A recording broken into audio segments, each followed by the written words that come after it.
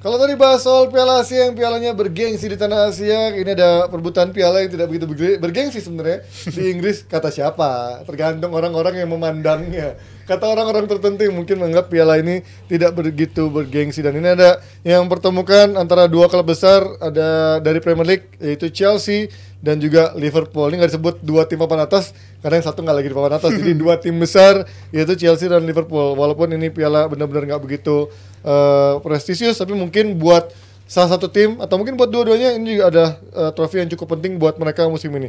Dari Chelsea yang kemarin di leg pertama sempat kalah dulu lawan The Borough atau Middlesbrough 1-0, kemarin malah bantai habis-habisan tim asuhan Michael Carrick yang katanya punya potensi dan lain-lain, tapi ternyata ya segini doang. Apakah memang ini yang bisa menyelamatkan nyawa atau posisi Pochettino di akhir musim nanti dengan segala keterpurukannya, hasil buruknya dan juga nggak naik-naik lah ibaratnya dari posisi segitu-segitu aja. Menurut gue ini akan jadi piala yang krusial untuk diperebutkan baik bagi Chelsea maupun bagi Liverpool, karena kalau dikatakan kedua-duanya sama-sama tim yang baru rebuild lah. Liverpool juga katakan Liverpool 2.0 dan juga Chelsea ini hampir keseluruhan emang pemain baru semua. Dan penting bagi timnya untuk melakukan rebuild itu untuk dapetin gelar tuh akan sangat krusial banget. Apalagi kita tahu Pochettino kan dikenal juga bukan pelatih yang bukan pelatih yang apa ya, serial killer untuk nggak dapetin piala segala macam lah. Dia di Spurs, dia di PSG kan juga sempat kesulitan juga untuk raih gelar. Jadi ini akan jadi momentum banget bagi Chelsea untuk bisa prioritasin di Piala Carabao ini. Dan juga kemarin mereka mainnya cukup bagus.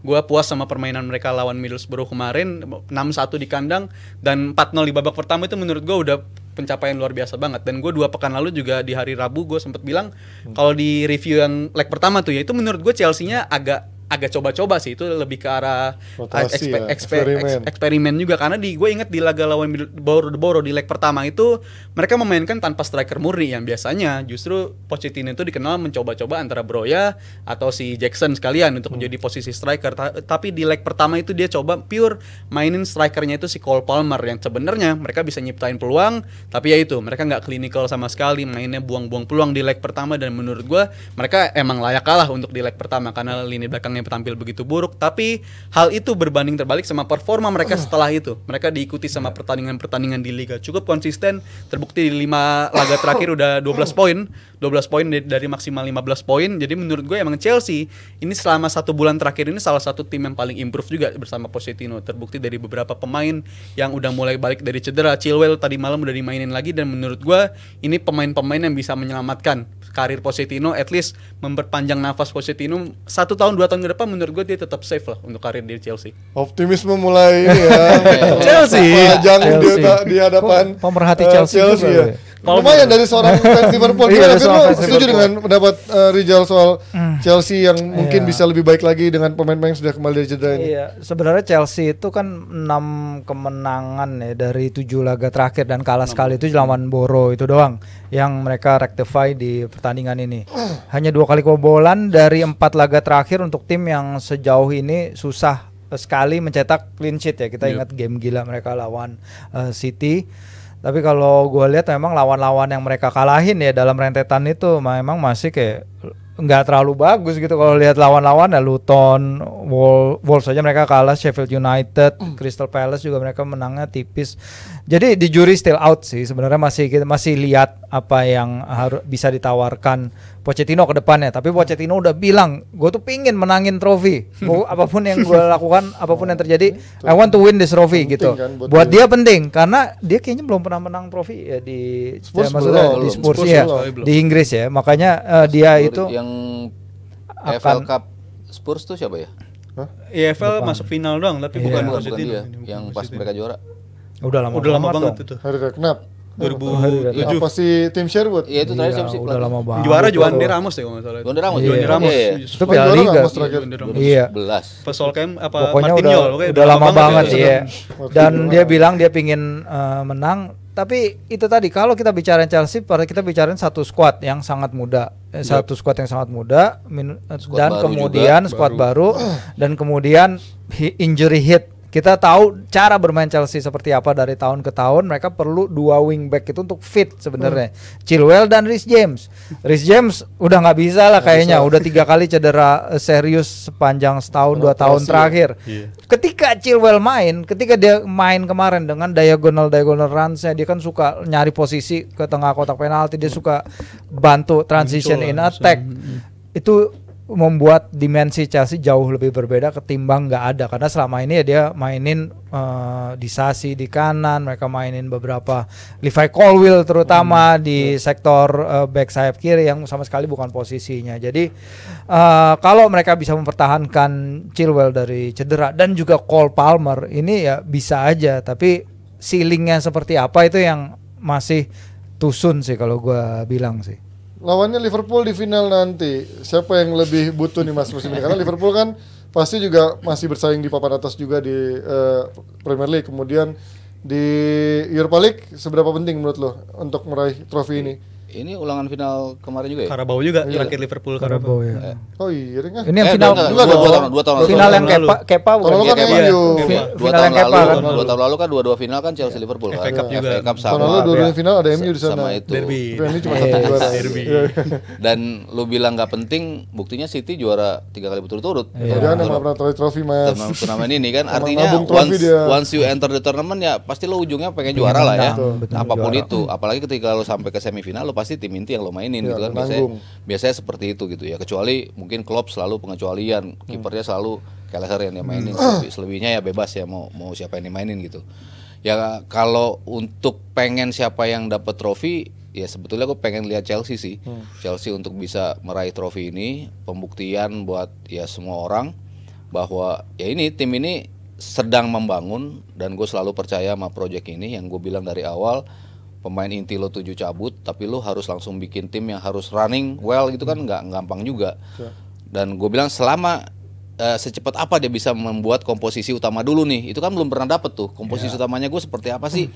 Akhirnya setelah nggak ada si Reece James tapi si Chilwell balik, gue rasa itu masih bisa tuh. Kan tadinya Bashadile di tengah, tapi gue lebih pilih Colwill sama Thiago Silva di kirinya. Kalau Cucurella enggak lah ya, ya si Chilwell. Di kanannya Disasi berapa kali main Disasi aman lah menurut gua. Karena kan dia berapa kali harus cover ke tengah, sementara kanannya bergantian tuh. Gusto lah siapa gitu. Tapi kalau gua lebih Cucurella bahkan aman pernah di kanan. ya gua lebih aman lihat si Disasi di posisi kanan. Karena di Monaco dia juga sering main di bek kanan juga. Jadi dari belakang tuh udah mulai aman. Enzo udah mulai balik lagi. Caicedo yang tadinya di awal musim nggak kelihatan dengan harganya segitu, tapi sekarang ya udah mulai stabil lagi permainannya, seperti ketika dia mengawal ini tengah Brighton gitu. Ya kedepannya kan selalu banyak opsi gitu, kecuali di posisi striker.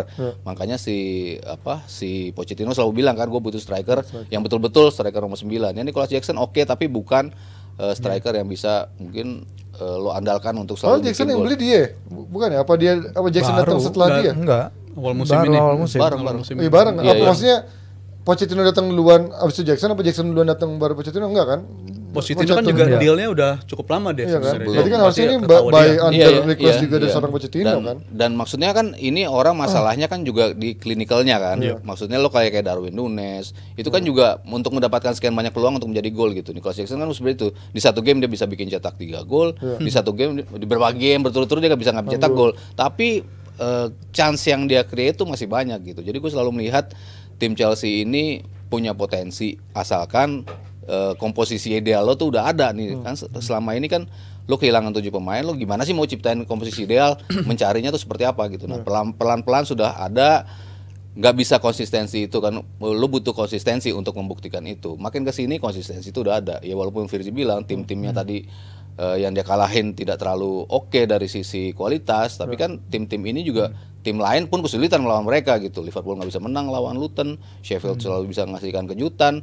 Ada aja gitu tim-tim yang memang sulit untuk dikalahkan walaupun labelnya tim-tim inferior gitu. Jadi ini dari sisi mentality ya Chelsea udah mulai kebentuk nih. Tinggal pembuktiannya di level tertingginya, paling nggak ketika masuk final ini mereka bisa buktiin lawan Liverpool. Atau justru Liverpool sama Chelsea sama-sama butuh ini, terutama Liverpool juga karena belajar dari yang 3 musim lalu ya, yang dia bersaing di 4 kompetisi berapa? 2 musim lalu. 2 musim Dua lalu musim lalu itu ya. kan dia dapat 2 itu dulu tuh. Pada akhirnya kan Dua ya itu, triple ya. apakah nggak seharusnya itu yang 2 ini dulu, karena kita tahu sekarang City is back ya kan dengan KDB-nya dan segala macamnya. Apakah memang 2 trofi ini akan pasti juga dikejar juga sama Liverpool sebanyak mungkin karena ini yang paling mungkin kelihatannya didapatkan lebih awal dibandingkan Premier League maupun juga Europa Ya League. maksudnya dua-duanya sih pasti akan Apapun ngotot semuanya ya. ya. Di depan mata Dua-duanya berarti akan ya. ngotot, tapi ya siapapun yang menang ya maksudnya bukan sebuah pukulan gitu terutama bagi Liverpool ya. Kalau bagi Chelsea mungkin pukulannya lebih besar karena mereka butuh pembuktian sebuah trofi gitu.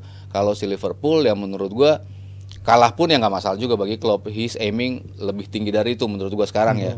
Entah itu di Europa League-nya atau enggak di Premier League-nya gitu. Karena dia punya lawan yang jauh lebih berat ya si Manchester City di Premier League. Dan kalau untuk Liverpoolnya gue bilang ini akan jadi krusial karena tadi malam pun udah hawa-hawa kayak 2 musim lalu udah mulai muncul tuh. Banner fansnya Imagine Buying Us, Make Us Win. Itu kan 5-5 2 tahun lalu banget tuh Imagine Buying Us itu dan 2 trofi Ciki. 2 itu doang nyatain dapat. Tapi ini akan jadi sangat realistis karena kalau untuk di tahun ini kita bukan main di Liga Champions yang kita tahu levelnya jauh lebih sulit. Kita mainnya di Europa League yang kualitas Liverpool menurut gue masih di atas rata-rata tim mayoritas di Europa League musim inilah. Dan gue tertarik juga sama interviewnya Pep Linders, asistennya Jurgen Klopp. Dia bilang apa sih kunci kesuksesan 2 musim lalu itu? Kenapa para pemain itu bisa berjuang sampai akhir? Justru dia bilang karena Carabao Cup. Karena di Carabao Cup ini berpotensi untuk menimbulkan kenyamanan bagi seluruh tim karena lu pemain-pemain muda, lu pemain-pemain yang jarang dapat jam main itu lu dicoba di Carabao Cup ini dan itu ditunjukkan sama Liverpool di perjalanan mereka sampai sejauh ini pun banyak banget mengorbitkan pemain-pemain muda. Contohnya Connor Bradley, habis itu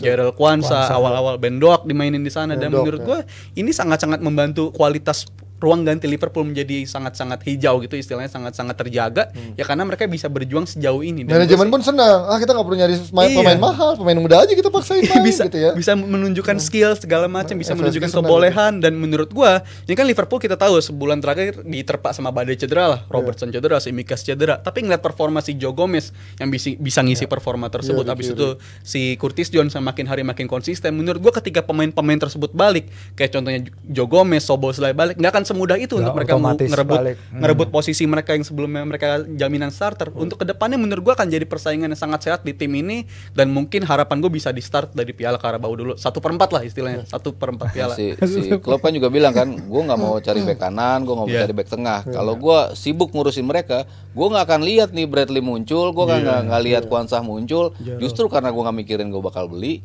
mereka bisa muncul dan menjawab gitu kan. Kwanzaa lo lihat berapa pertandingan mau sama si Konate kek, mau sama Van Dijk ditampilnya oke. Bradley berapa pertandingan terakhir selalu top notch lah di setiap pertandingan, jarang bikin blunder. Dari defense lebih oke dibanding TAA. Moving forward juga bagus. Jadi ya menurut gua yang tadi misalnya ngotot siapa yang mau dapat trofi ya dua-duanya pasti ngotot untuk dapat. Dan memang dia sebenarnya bukan tidak dalam under pressure juga kan, mengingat dia sudah membuktikan jasanya bertahun-tahun juga, apalagi FSG juga pasti senang dia nggak banyak tuntutan dalam membeli pemain juga dan bisa maksimalkan squad yang ketika cedera dia utak-atik selalu bisa lumayan, walaupun tahun lalu lumayan anjlok ya, cuman tahun ini pun dengan orang yang nggak ada ekspektasi ada di papan atas, sekarang dia bisa menunjukkan ada di papan atas dengan pemain-pemain yang bolak-balik ganti-gantian absen-absenan. Tapi Liverpool dan juga Chelsea masih juga akan bersaing di FA Cup, tapi lawannya nggak begitu berat, walaupun Chelsea akan ketemu Aston Villa, Liverpool ketemu siapa? Norwich ya. Sementara ada big match yang mungkin bisa dibilang bunuh-bunuhan lebih dini antara Spurs lawan City di babak kelima ya, babak kelima FA Cup ini yang cukup menarik. Round 4 keempat dari FA Cup antara City lawan Spurs. Ini ngelihat City yang sekarang ditinggal 2 pemain ini nyatanya kemarin masih baik-baik aja nih Mas, nggak begitu panik, nggak begitu mengkhawatirkan dengan tidak adanya 2 pemain Afrika ditambah Son sang kapten yang bermain di Piala Asia. Dan menghadapi City justru yang sekarang sudah hampir balik semua, menurut lo ada nggak chance dari Spurs untuk bisa kayak kemarin lah bermain yang kayak di Premier League pertemuan menghadapi City? Kayaknya ya bisa aja ya kalau Piala FA ya. Maksud kalau Piala FA tuh juga.